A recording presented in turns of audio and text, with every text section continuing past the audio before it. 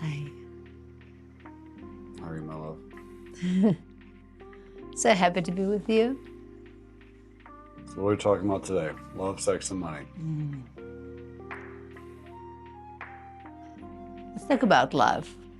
Let's start with love. What is love, Jeremy? What is love to you? What is it? What is love? Physical representation of God and the meaning of life? Hmm. How is it a physical representation of love? Or how is it a physical representation of God?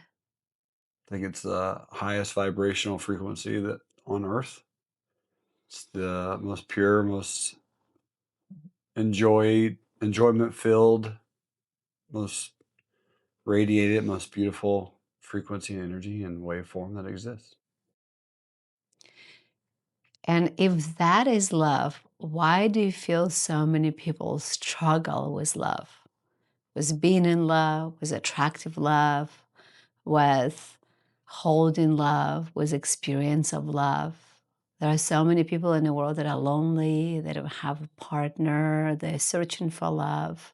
I mean, I think you can have a really incredible frequency and energy and people don't want to have it because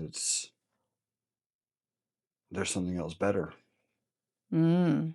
And what is that something else? Depends on the person. Yeah. So if love is the highest representation of God in the world, what can be better than that? Well, that's just my definition. Mm. There's a lot of people's definition that love is messy, love is tough, love is hard, marriage is hard, relationships are hard. So reality is all about your perceptions, and your perceptions generally are built by the words and the definitions that you carry around them. So if love requires you to be chained down, be controlled, to not have your own freedom, then who's going to want love? And if you have to change who you are and you have to shift and become someone different and not be fully accepted, then who's going to want that? So I think ultimately it's going to be based on what someone's perception is because some people don't like life either. I think life is incredible. Mm. I think life is the coolest thing ever. Like, who wouldn't want to experience this? But a lot of people think life is war. And when you have a definition of life as war, then you're going to be battling all the time. And everything's going to be hard. Everything's going to be challenging. And it's not going to feel as incredible and amazing and delicious and awesome as it does for me because I have a different definition of it. So then you believe that people's experience of love or of life really depends on the definition that they create around that. I believe so. Yeah. The blueprint of what it looks like, the definition, sure. The embodiment, the belief of it, the identity of it. Yeah, you can call it the definition. I love that. I agree with you on all of it. And I find it so often that people will say, I love you, and then I hate you, and now I divorce you. And it's all can be in one sentence. And really what it shows that people have no idea truly of what love is. And while there is this idea of love as an emotion, a love is truly a frequency. It is an energy. It is that God's divine energy in the world. And especially higher love, which I believe a true love, is the frequency of abundance. It is a frequency of freedom. It is a frequency of the soul. It is a frequency of wholeness. And therefore, once you experience love through the higher love, there is no way to love and that not love. You realize that once you loved someone, you get to love that soul forever, for eternity. You might fall out of love with their personality. You might change the form of love from the intimate love into more friendship love. But if love changes the form, it doesn't mean it becomes love less, so it becomes not love any longer. And I think there is a lot of confusion about what love is in the world. And I believe, yes, creating a really beautiful definition of what love is, sort of the higher perception of love, sort of more of a divinity of love, will allow people to not seek it just outside. A lot of people think, well, I need to have a relationship in order to experience love. But if you are loveless within yourself, if you do not have the essence of love, if you do not understand the frequency of higher love, then no matter what relationship you are in, you will be always lacking that.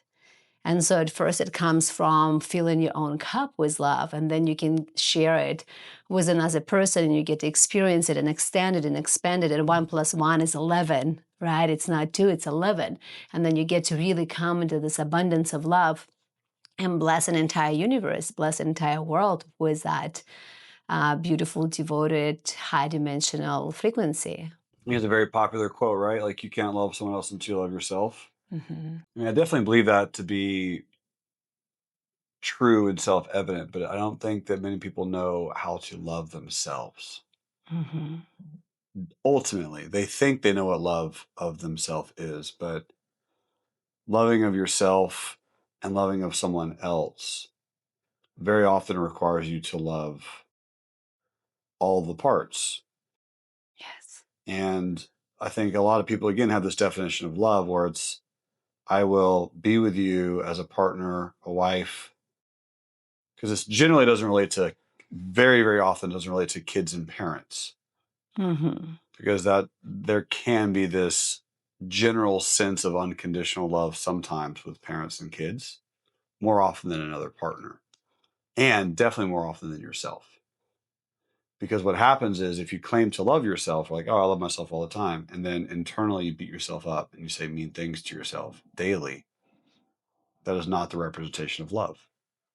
Absolutely. And that's Absolutely. challenging, especially for everyone. It's challenging for everyone.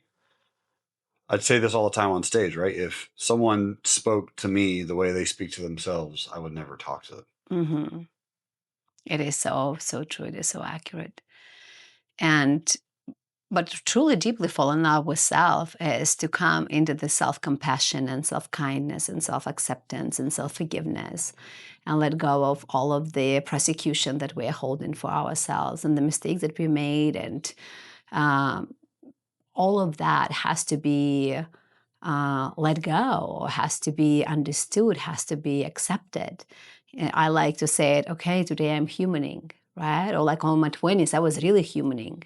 And if I am to hold myself still in jail of prosecution for all of the crazy things that I've done to experience life, then I will never come into the unconditional self love or even come close to the self love. So then it requires, okay, I need to open up and to see everything that took place and also accept that those were not mistakes, they were learning moments. They were experiences of life. They were all kind of crazy things and fun things and out of integrity things and in integrity things, but it was all humaning.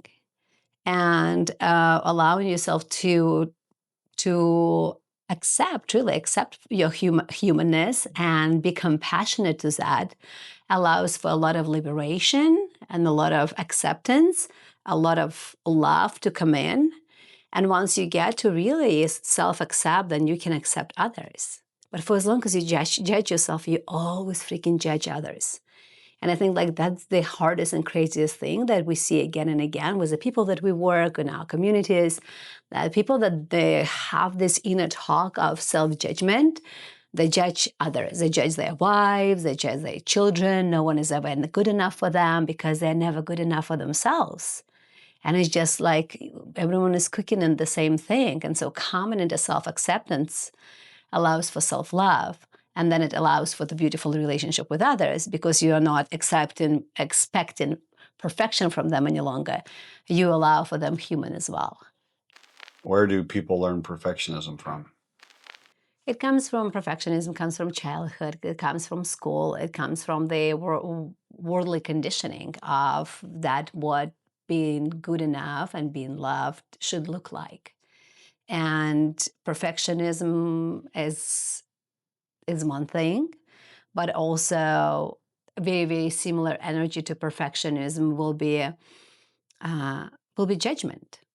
They have very similar energies because we also been judged since we've been very little. We've been judged at schools. We've been told that we are wrong here, we are wrong there, and therefore we get to correct.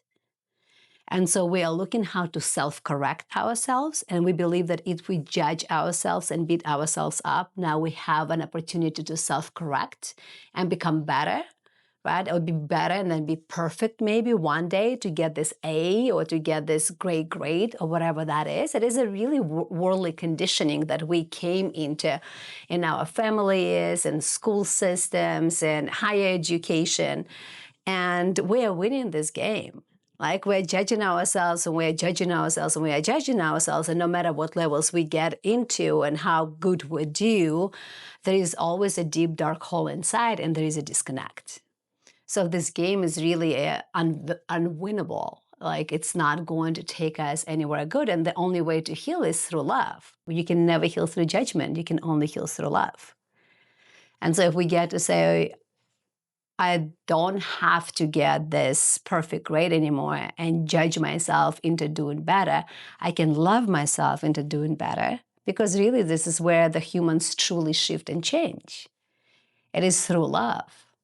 Then we get to do it internally and we get to experience it externally in a family unit with our spouses, with our parents, and then as a world altogether.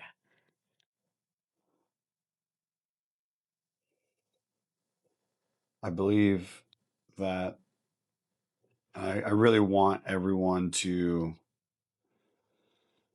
have the feeling and the emotion of unconditional self, unconditional love of self, love, Oh, good. unconditional acceptance of self, where if you see yourself make a mistake, instead of instantly going towards negativity and anger and rage and judgment, you just go towards happiness and care. I think a lot of the mental illnesses, a lot of the mental grievances that people have washes away. Yes. And I also think that it generally is going to be some top down approach where they have to see other people do it Mm-hmm. that are leaders of whatever communities or cities or organizations or companies or tribes. And that also allows to self-correct. Like as judgment allows to self-correct, but creates a lot of trauma.